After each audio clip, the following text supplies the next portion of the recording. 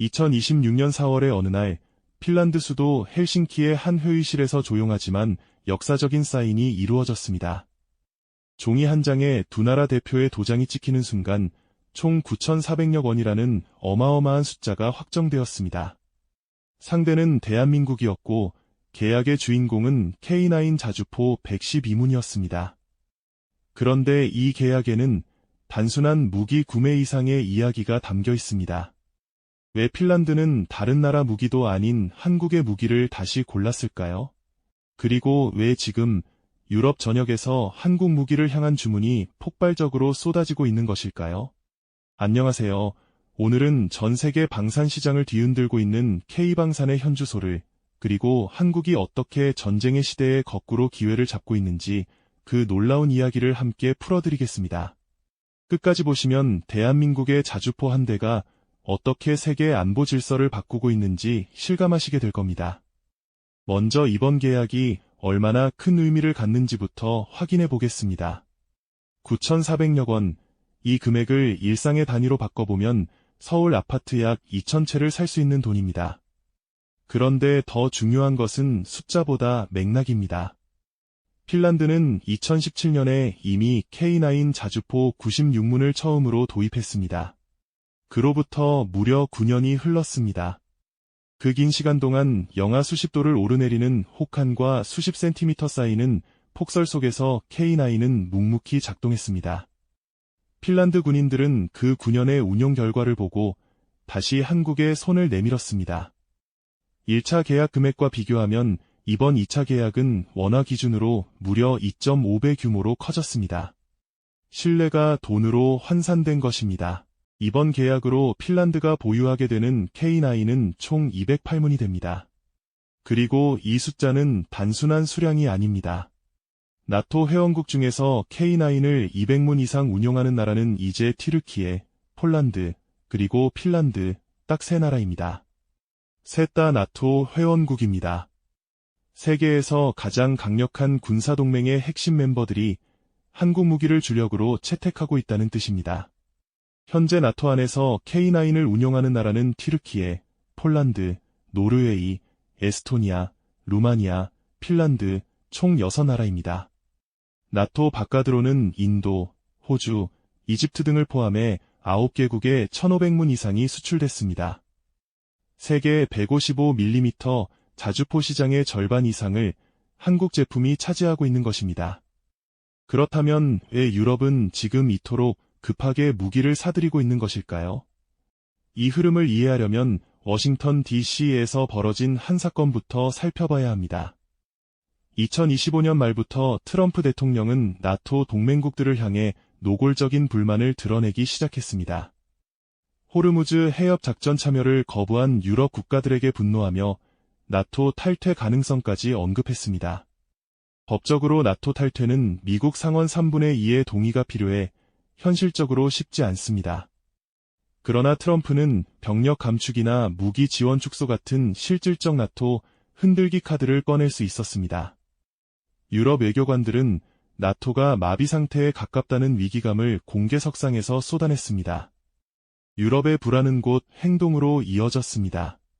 트럼프의 나토 흔들기 발언이 나온 직후 한국 방산 기업들의 주가는 단 3일 만에 급등했습니다. 하나에어로스페이스는 8.3%, 현대로템은 10.8%, LI진엑스원은 8.3%가 올랐습니다. 주식시장이 먼저 반응한 것입니다. 유럽이 미국 없이도 자국을 지킬 수 있는 무기를 서둘러 확보해야 한다는 공감대가 형성됐고 그 시선이 한국으로 쏠렸습니다.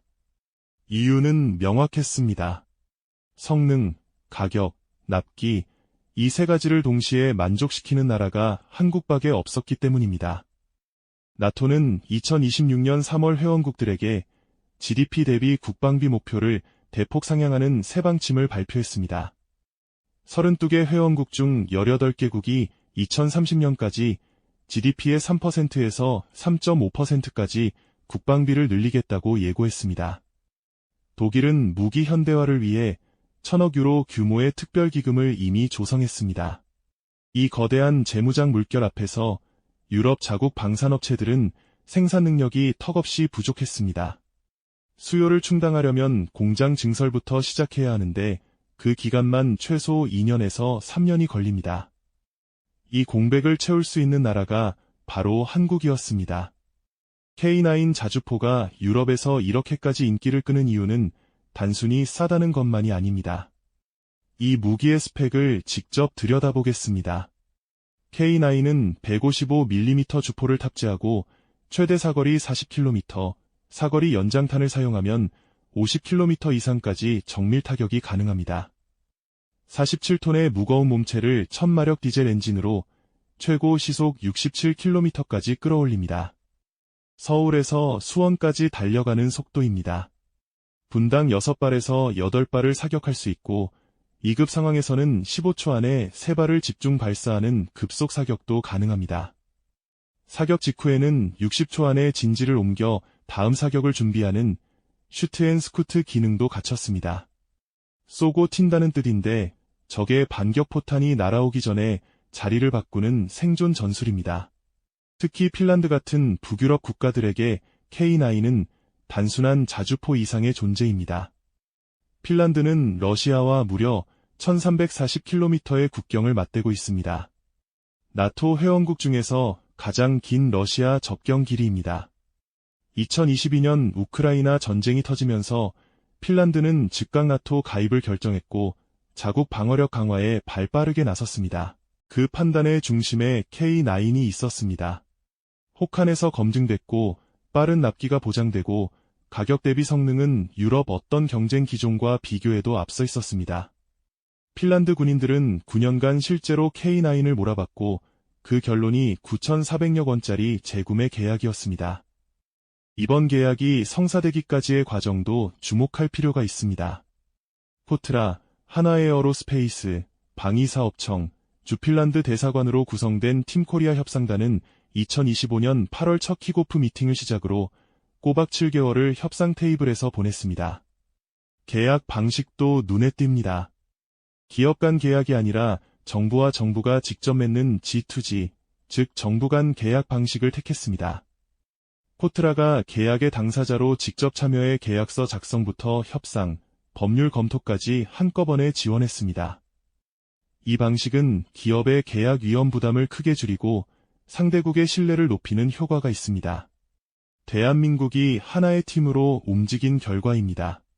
이 성과를 더 큰 그림 속에서 보면 K방산의 유럽 진출이 얼마나 빠르고 체계적으로 진행되고 있는지가 선명하게 보입니다. 2022년 폴란드와 이집트에 각각 3조 2천억 원과 2조 원 규모의 계약이 이루어졌습니다. 2023년에는 폴란드와 2차 계약으로 3조 4,500억 원대 빅딜을 성사시켰습니다. 2024년과 2025년에는 루마니아, 인도와 잇따라 계약을 체결했습니다. 루마니아는 K9 자주포에 이어 미국 에이브람스 전차 대신 한국의 K2 전차를 주력 전차로 낙점했습니다. 폴란드와 루마니아를 잇는 나토 동부 전선이 통째로 한국산 무기로 무장하게 된 것입니다. 한국은 이미 유럽 무기 시장에서 미국에 이어 2위 공급국 자리를 확보하고 있습니다. 수출 규모가 커지면서 한국 방산 기업들의 실적도 눈에 띄게 달라지고 있습니다. 한화그룹 방산 계열사의 매출은 2022년 이후 가파르게 증가하고 있습니다. 방산 빅사로 불리는 하나에어로스페이스, 현대로템, LI진엑스원, 한국항공우주의 수주 잔고는 2026년 초 기준 무려 130조 원을 넘어섰습니다. 앞으로 몇 년치 생산 물량이 이미 꽉 차 있다는 뜻입니다. 증권업계에서는 2026년 방산 수출 수주가 2025년 대비 3.7배 수준으로 도약하는 말 그대로 퀀텀 점프가 예상된다는 분석까지 나왔습니다. 수출입은행 해외경제연구소는 2026년 방산 수출이 270억 달러, 우리 돈으로 37조 원 이상에 달할 것으로 전망하고 있습니다. 이런 성과가 가능한 배경 중 하나로 하나에어로스페이스가 유럽 현지 생산에 직접 발을 담근 점도 주목됩니다. 2026년 2월 하나에어로스페이스는 폴란드를 거점으로 유럽 내 다연장 로켓 생산 라인 공사에 착공했습니다. 완성된 무기를 납품하는 단순 수출에서 벗어나 현지 방산 생태계에 직접 편입하겠다는 전략적 선택입니다. 에스토니아와 2억 9천만 유로 규모의 로켓 시스템 계약, 노르웨이와 9억 2천만 달러 규모의 수출 계약도 잇따라 체결했습니다. 북유럽과 동유럽을 아우르는 공급망이 완성되고 있는 것입니다. K방산의 유럽 확장은 지상 전력에서 멈추지 않습니다. 한국 공군의 새 전투기인 KF-21 보라매는 2026년 양산을 목표로 개발이 막바지 단계에 접어들었습니다. 인도네시아, 필리핀 등을 포함해 잠재 수출 수요가 500대를 훌쩍 넘는 것으로 추산됩니다. 사우디아라비아 공군 사령관이 직접 KAI를 방문해 협력 방안을 논의하기도 했습니다. 중남미에서도 굵직한 소식이 들려왔습니다.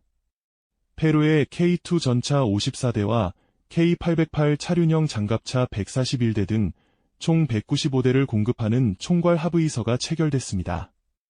계약이 최종 이행되면 중남미 방산 수출 역사상 최대 규모가 될 전망입니다. 골드만삭스는 한국 방산 기업에 대한 투자 비중을 늘려야 한다는 보고서를 발표했고, 타임지가 선정한 글로벌 100대 유망 기업 명단의 하나가 이름을 올렸습니다. 세계가 K방산을 주목하고 있습니다. 물론 앞길이 마냥 순탄하지는 않습니다. 유럽 국가들은 한국에서 무기를 사면서 동시에 현지 생산과 기술 이전을 강하게 요구하고 있습니다. 단순히 물건을 파는 관계에서 나아가 기술을 공유하고 함께 만드는 파트너로 진화해야 유럽 시장에서 장기적으로 살아남을 수 있습니다. 방산업계의 관계자들은 지금 확보한 130조 원의 수주 잔고에 안주하지 말고 기술 자립과 전략적 동맹 사이의 균형을 잡아야 한다고 강조합니다. 그러나 돌아보면 불과 30년 전만 해도 대한민국은 무기를 사들이는 나라였습니다. 미국, 독일, 프랑스에서 만들어진 전차와 자주포를 비싼 돈 주고 수입해야 했습니다. 그 나라가 이제 유럽 최강의 군사동맹 나토의 6개 회원국에 자주포를 수출하고 세계 자주포 시장의 절반을 점유하게 됐습니다. K9 한문 한문에는 국방과학연구소 연구원들의 밤샘 작업이 담겨 있고 한화에어로스페이스 생산 라인 노동자들의 땀이 배어 있습니다. 그리고 그 포신 끝에서 핀란드의 겨울 하늘을 향해 쏜 포탄 하나가 9년 뒤 9,400여 원짜리 실내로 돌아왔습니다. 오늘 이야기를 정리해 드리겠습니다. 핀란드가 K9 자주포 112문을 9,400여 원에 추가 구매했고, 이로써 핀란드의 K9 보유량은 208문이 됩니다. 나토 안에서만 6나라가 K9을 운용하고 있고, 세계 자주포 시장의 절반 이상이 한국 제품입니다. 트럼프의 나토 흔들기와 러시아의 위협이 역설적으로 한국 방산의 황금기를 열어주고 있습니다. 한국 방산 빅4의 수주 잔고는 130조 원을 넘었고 2026년 방산 수출은 37조 원 이상이 전망됩니다. 이 영상이 유익하셨다면 구독과 좋아요 한 번씩 눌러주세요. 여러분의 응원이 저희 채널이 이런 심층 분석 콘텐츠를 계속 만들어갈 수 있는 힘이 됩니다. 지금 바로 가족 단톡방에 이 영상을 공유해 주시면 대한민국 방산의 현주소를 더 많은 분들과 나눌 수 있습니다. 다음 영상에서는 K9이 유럽을 넘어 중동과 중남미까지 어떻게 시장을 넓혀가고 있는지 그 확장의 최전선을 더 깊이 파고들어 보겠습니다. 감사합니다.